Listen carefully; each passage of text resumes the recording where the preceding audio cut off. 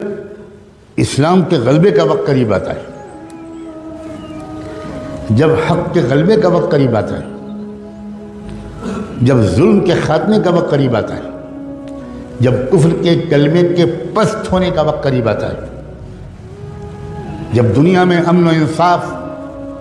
اور کلمہ توحید کے غلبے کا وقت قریب آتا ہے، تب اللہ تعالیٰ چھٹائی کا پروسیس شروع فرماتے ہیں۔ یہ ذہن میں رکھیے گا، اس سے پہلے تک تینوں قسم کے مسلمان ملے جلے رہتے ہیں، بالکل ملے جلے، ایک گھر میں تینوں قسم کے مسلمان پائے جاتے ہیں، ایک مسجد میں تینوں قسم کے مسلمان، ہر جماعت اور دینی اجتماع میں تینوں قسم کے مسلمان، ہر نشست میں تینوں قسم کے مسلمان،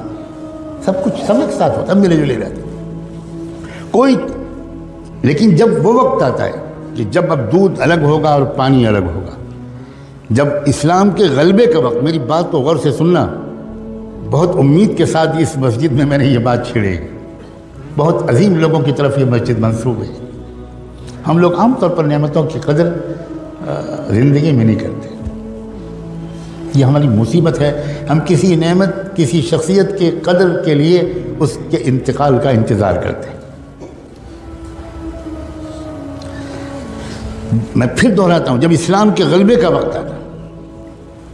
جب کفر کے کچل جانے کا وقت آتا ہے، جب نظم عالم الٹ کر دینے کا وقت اللہ کے بنائے ہوئے پروگرام کے مطابق آ جاتا ہے، باطل کا غلبہ نہیں، کفر کا غلبہ نہیں، ظلم کا غلبہ نہیں، الٹی بات میں کروں، جب کفر کا خاتمہ، جب باطل کے کلمے کے کچل جانے کا اور اسلام کے اور حق کے اور انصاف کے اور امن کے قائم ہو جانے کا وقت جب قریب آتا ہے، تو ہمیشہ اللہ کا معمول ہے کہ ملے جلے تینوں قسم کے مسلمانوں کے ذریعے کبھی بھی حق کا غلبہ نہ ہوا ہے نہ ہوگا۔ اس سے پہلے اللہ تعالیٰ ایک پروسیس شروع کرتے ہیں، ایک ترتیب ہے اللہ تعالیٰ کی، وہ یہ کہ چھانٹ دوں گا میں، پہلے قسم کے مسلمانوں کو الگ کر دوں گا اور دوسرے قسم کے مسلمان بھی پیچھے پیچھے ان کے ساتھ رہیں گے، لیکن تیسرے قسم کے ایک انسان کو بھی میں اپنے مقبول بندوں اور بندیوں کے ساتھ کھڑے رہنے کی اجازت دے دوں گا۔ پھر میل تو چھٹے گا، الگ ہوگا۔ اور اس کا طریقہ کیا ہوتا ہے؟ اس کا طریقہ اللہ کی طرف سے یہ ہوتا ہے کہ کفر ظلم شروع کرتا ہے، ستانا شروع کرتا ہے، بڑھتا چلا جاتا ہے ظلم، ٹارچر ہوتا ہے، چلتے پھرتے مسلمانوں کو مارا جاتا ہے، جیلوں میں ٹھوسا جاتا ہے۔ یہ طریقہ ہے اللہ کا، یہ فلاں حکومت کر رہی ہے، فلاں حکومت کر رہی ہے، یہ ظاہری طور پر ہم کو اسباب کے اعتبار سے کچھ کام کرنا ہماری ذمہ داری ہے، لیکن میں سمجھا رہا ہوں یہ اللہ تعالیٰ کا ہمیشہ سے یہ سسٹم ہے۔ اُذِينَا مِن قَبْلِ أَن تَأْتِيَنَا وَمِن بَعْدِ مَا جِئْتَنَا، بنو اسرائیل کے لوگوں نے موسیٰ علیہ السلام سے کہا تھا کہ پہلے بھی ہم ذلیل سمجھے جاتے تھے، فرعون کے لوگ ہم کو دلتوں سے زیادہ بدتر سمجھتے تھے، ہمیں غلامی کی زنجیروں میں جکڑ رکھا تھا، آپ آئے، ہم نے آپ پر ایمان ہم نے قبول کیا، ہم نے آپ کا ساتھ دیا، اس کے بعد بھی وہی ظلم ہم پر ہو رہا ہے۔ وہ ظلم اور ظلم میں فرق تھا۔ چنانچہ موسیٰ علیہ السلام نے بعد میں جو جوابات دیے اور بعد میں اس قوم کی تاریخ نے جو مرحلے طے کیے، تو اس نے بتایا کہ بہت فرق تھا ان دونوں قسم کو ظلم میں۔ چھٹائی لازمی ہے، لِيَمْحِصَ اللَّهُ الَّذِينَ آمَنُوا لِيَمِيزَ اللَّهُ الْخَبِيثَ مِنَ الطَّيِّبِ، قرآن نے 20 جگہ یہ بات بیان کی۔ چھٹائی تب ہوتی ہے، یہ ایک بات میں تیسری چوتھی بار دوہرا رہا ہوں، جب اسلام کے غلبے کا وقت قریب ہوتا، اس وقت اللہ تعالیٰ یہ برداشت نہیں کرتے کہ تیسری قسم کے لوگ یہ دوسری اور پہلی قسم کے والوں کے ساتھ رہے۔ احد کی جنگ میں اللہ کے رسول نکلے صحابہ کو ساتھ میں لے کر، اور یہ تیسری قسم کے لوگ بھی ساتھ تھے، جو اندر سے کچھ اور تھے، اوپر سے کچھ اور تھے، اور یہ بھی ساتھ چلے، مگر راستے میں 300 اس تیسری قسم کے لوگ حضور کا ساتھ چھوڑ کے الگ چلے گئے۔ کیوں الگ چلے گئے؟ اس لیے کہ یہ اللہ کے نظام کے مطابق ممکن ہی نہیں تھا کہ یہ تیسری قسم کے لوگ اس فتح کے وقت میں ان کے ساتھ رہیں، یہ ممکن نہیں، یہ اللہ تعالیٰ کبھی نہیں ہونے دیتے۔ مسلمانوں، خدا کے لیے اس بات کو غور سے سمجھو کہ یہ تیسرا یہ وہ دور ہے جب اللہ تعالیٰ نے فیصلہ کر لیا ہے ایک ایک کو چھانٹ کے رہوں گا،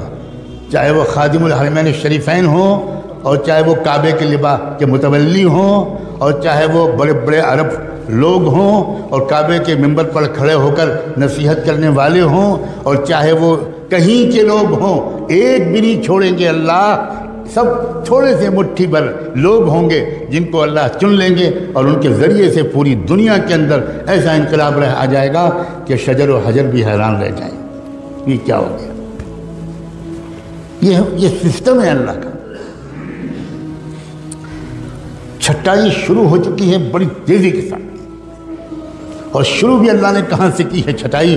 میرے منہ پر الفاظ نہیں آ سکتے کہ کہاں سے چھٹی ہوئی ہے۔ بدأ الاسلام غریباً وسيعود غریباً كما بدأ، وہاں سے چلا ہے۔ اللہ تعالیٰ کے کوئی رعایت نہیں، تم ہاشمی ہو، تم مطلبی ہو، تم مکی اور مدنی ہو، تم قریشی ہو، اور تم فلاں ہو، اور تم سعودی ہو، اور تم یہ ہو اور وہ ہو، ہم تمہاری اندرون کی باتوں کو جانتے ہیں۔ وَمَن يَتَوَلَّهُ مِنكُمْ فَإِنَّهُ مِنْهُمْ۔ یہ دور، یہ عام دور نہیں ہے، یہ چھٹائی کا زمانہ ہے، آخری موقع ہے سنبھلنے کا، آخری موقع ہے توبہ کا، اور اپنی وفاداری کو ٹھیک کرنے کا۔ صرف ٹوپی پہن لینے کا نام بدلنا نہیں ہے، صرف کرتا پجامہ اور داڑھی کا نام بدلنا بالکل نہیں ہے۔ ہمیں جائزہ لینا پڑے گا کہ کیا ہم اسلام کے وفادار ہیں یا اپنی پارٹی کے وفادار ہیں، اپنی سیاسی پارٹی کے وفادار ہیں، اپنے لیڈر کے وفادار ہیں، اپنے پیٹ کو شرمگاہ کے وفادار ہیں، اپنی ذاتی انٹرسٹ اور اغراض کے وفادار ہیں۔ قدم قدم پر ٹکراؤ ہوگا، قدم قدم پر ٹکراؤ ہوگا۔ ایک طرف تقاضا ہوگا اسلام کی وفاداری کا، اس میں ممکن ہے تکلیفیں آئیں، بالکل آئیں گی، بالکل آئیں گی، جیل بھی آئے گی، پھانسی بھی ہوگی، سزائے موت بھی ہوگی، فقر و فاقہ بھی ہو سکتا ہے، پتہ نہیں کیا کیا ہو سکتا ہے۔ یہ تو بالکل یقینی بات ہے کہ چھٹائی لازمی ہے، مگر عجیب بات ہے یہ حالات اور یہ چھٹائی، خدا کرے اتنی ہی بات سے آپ سمجھ گئے ہوں، یہ انتہائی شاندار مستقبل کی علامت ہے۔ بات الٹی ہے، اگر اسلام کا غلبہ ابھی دور ہوتا، ابھی اس میں کئی صدیاں باقی ہوتی، تو میں پورے یقین کے ساتھ عرض کرتا ہوں اس مسجد میں بیٹھ کر کہ ابھی بھی وہ حالات نہ آتے،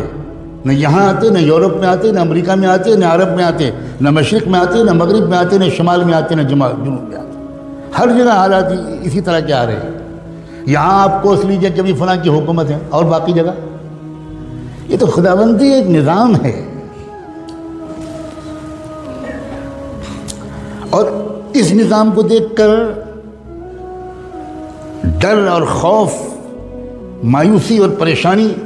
اب کیا ہوگا، یہ لوگ کیا کر رہے ہیں، یہ حکومت کیا کر رہی ہے، آئندہ مسلمانوں کا مستقبل اس ملک میں کیا ہوگا، اسلام کیسے بچے گا، یہ سوالات ان کے ذہن میں آ رہے ہیں جو پہلے قسم کے مسلمانوں والی تربیت پائے ہوئے نہیں، یہ ان کے ذہن میں آ رہے ہیں۔ ورنہ جن کا ایمان مضبوط ہے، جن کا علم گہرا ہے، جن کی سمجھداری بہترین ہے، جو قرآن کو سمجھے ہوئے ہیں، جو اچھی صحبتیں پائے ہوئے ہیں، وہ اپنے وقت کو موبائل میں ضائع نہیں کرتے، انٹرنیٹ میں ضائع نہیں کرتے، بازاروں میں گھومنے میں ضائع نہیں کرتے، وہ سمجھداروں کے پاس بیٹھ کر سمجھداری کی باتیں سننے میں اپنا ایک ایک منٹ استعمال کرنے کی کوشش کرتے ہیں۔ ان کا بالکل الٹا خیال ہے، ان کا حال اس وقت کے حالات میں یہ ہے کہ ایسا لگتا ہے کہ اندھیرا بڑھ رہا ہے، جس کا مطلب یہ ہے کہ اب صبح روشن قریب ہے۔ بالکل الٹا تاثر ہے ان کا۔ ان کو فکر جانتے ہیں کس بات کی ہے؟ میں صاف کہنا چاہتا ہوں، پہلی قسم کے اس وقت جو ایمان والے ہیں ان کو فکر یہ ہے کہ میرا بھی شرکت، میری بھی اس فتح والی مہم میں ہو پائے گی کہ نہیں ہو پائے گی، یہ فکر ہے۔ فتح تو ہوگی، الا ان نصر اللہ قریب۔ اس ملک کو بھی پہچاننا مشکل ہوگا، اس کے چپے چپے سے کلمہ توحید کی آواز آئے گی، یہ چمن معمور ہوگا نغمہ توحید سے، یقیناً اس میں کوئی شک نہیں ہے۔ فکر جو ہے اس پہلی قسم کے لوگوں کو وہ یہ کہ میری شرکت، میری اولاد کی شرکت، میرے جگر کے ٹکڑوں کی شرکت، میرے شاگردوں کی شرکت، میرے دوستوں کی شرکت، میرے قریبی لوگوں کی شرکت اس مہم میں ہو پائے گی کہ نہیں ہوگی۔ ہم تو نہیں کان پکڑ کے نکال دیے جائیں گے، ہم تو نہیں محروم کر دیے جائیں گے کہ نہیں تم نہیں شریک ہو، تم اس قابل ہی نہیں، ہم تم کو خوب پہچانتے ہیں، ہم تم کو خوب پہچانتے ہیں۔ لا تخرجوا، کیا ہے وہ جو کہا گیا تھا ان منافقین سے،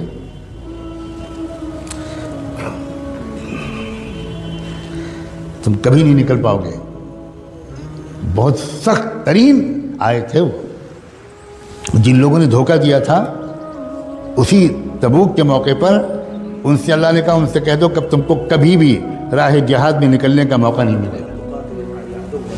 لن تقاتلوا معي عدوا ولن تخرجوا معي ابدا، کسی دشمن سے مقابلے میں کبھی تم کو میرے ساتھ دینے کا موقع توفیق نہیں ملے گی، اور کبھی تم آئندہ راہ خدا میں میرے ساتھ نکل نہیں سکو گے۔ صاف صاف، لن تخرجوا معي ابدا۔ یہ وہ دور ہے جس میں ہم داخل ہو چکے، یہ بتانا ان فرض ہے، اس لیے عرض کر رہا ہوں خدا کے لیے اس بات کو واقعی ایک آگاہی سمجھیں۔ اسی لیے میں نے وہ دوسری آیت پڑھی تھی، فَفِرُّوا إِلَى اللَّهِ إِنِّي لَكُمْ مِنْهُ نَذِيرٌ مُبِينٌ، بھاگو اللہ کی طرف۔ بھاگتا تو آدمی اس وقت ہے، اور بھاگنے کو اس وقت کہا جاتا ہے جب معاملہ ایمرجنسی ہو، ارجنٹ ہو، وقت کم ہو، اس وقت کہا جاتا ہے۔ تب اللہ تعالیٰ نے قرآن میں فرمایا فَفِرُّوا إِلَى اللَّهِ، بھاگو اللہ کی طرف، وقت کم ہے۔ انی لکم منہ نذیر مبین، محمد حضور سے کہا گیا کہ یہ کہو کہ میں تم کو صاف صاف آگاہ کرنے کے لیے آیا ہوں۔